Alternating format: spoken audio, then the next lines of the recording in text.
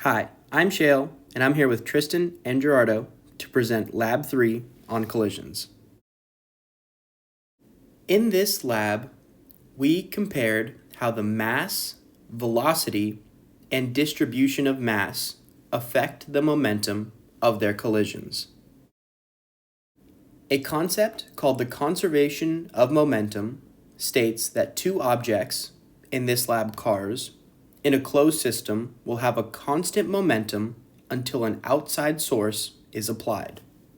After altering the parameters of mass, velocity, and distribution of mass, if the cars still have the same momentum before and after the collision, the law of conservation of momentum is proved. So our hypothesis going into experimentation for Lab 3 was that altering mass, velocity, and the distribution of mass of the cars would not have an effect of the difference on momentums before and after the collisions. So the reasoning behind our hypothesis can be explained by the law of conservation of momentum. That pretty much states that our momentum should be the same regardless of the masses and velocities. Now I will be talking about the data collection, but to test our hypothesis, three sets of data were obtained. One with two cars colliding with one mass bar on each, another with two cars of the same mass but with different mass distributions on the cars, and the last one with both cars with no mass bars. And what we currently see here is dataset 1. The mass of each car was weighed and the velocity before and after the collision was recorded using LabQuest. The final momentum was calculated by multiplying the final velocity of each car by its mass, and the initial momentum was calculated by multiplying the initial velocity of each car by its mass. Then, the difference between the two was calculated to see how much momentum was lost or gained after the collision. Each trial had the cars travel at different velocities, which helped in answering our question on how velocity affects the conservation of momentum.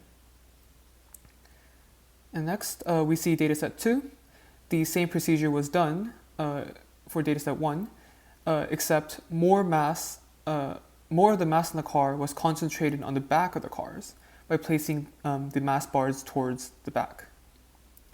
And this dataset was necessary to test our hypothesis on how mass distribution affects the conservation of momentum.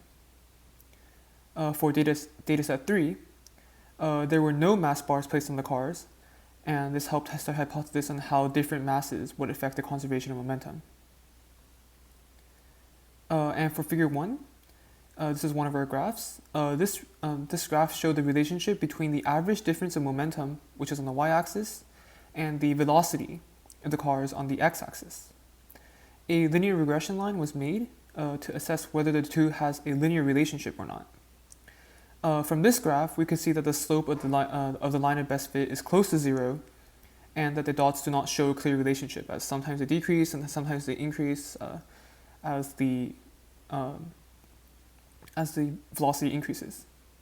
As for our other graph, the average difference in momentum on the y-axis and the mass on the x-axis was plotted. Again, a linear regression line was made to assess whether the two has a linear relationship or not. And from this graph, we could also see that the slope of the line of best fit is close to 0. And another thing to note is that there were only 4 data points in total used on this graph. But from the data tables, we could see that despite altering like mass, velocity, or mass distribution, the difference in momentum was always close to 0, meaning that the law of conservation of momentum is always followed under these conditions. However, the difference in momentum was almost never perfectly 0. And we think that this is possibly because the cars sometimes crashed at an angle, which meant that the car's movement was not always aligned with the track that it was on, which means it lost momentum by moving in other directions. Or sometimes that the energy from the collision was not always transferred directly into its movement or kinetic energy, with some of the energy being transferred into heat energy or sound energy, which is why most oftentimes the change in momentum is always negative. As for the graphs, both graphs do not show a clear relationship, meaning that the law of conservation of momentum is followed regardless of what velocity or mass the car is at. Both of our graphs closely resemble the graph of no correlation, as we can see on the right, meaning that the two variables are independent of each other and do not affect each other. However, another thing to note is that there was only 4 data points used for the momentum versus mass graph, which may have not been enough for analysis.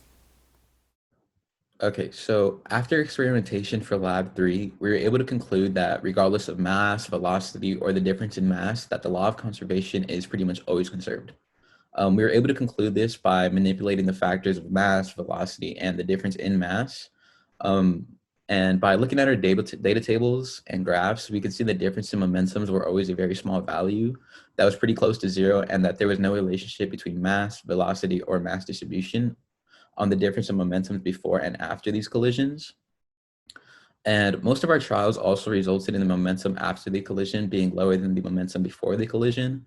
So this indicates that our initial velocities were pretty much always higher than our final velocities.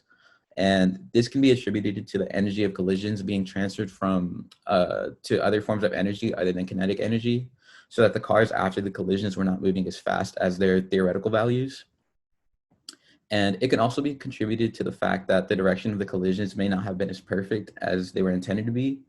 So this means that less energy in the collision, so that the cars were not moving as fast after the collisions. And if we wanted to improve this in the future, what we could do is use better equipment to measure the velocities of the cars. And then we could also use car tracks that lock the cars in place to improve the results in momentum that would be converted into kinetic energy in the direction they were normally intended to be. Thank you.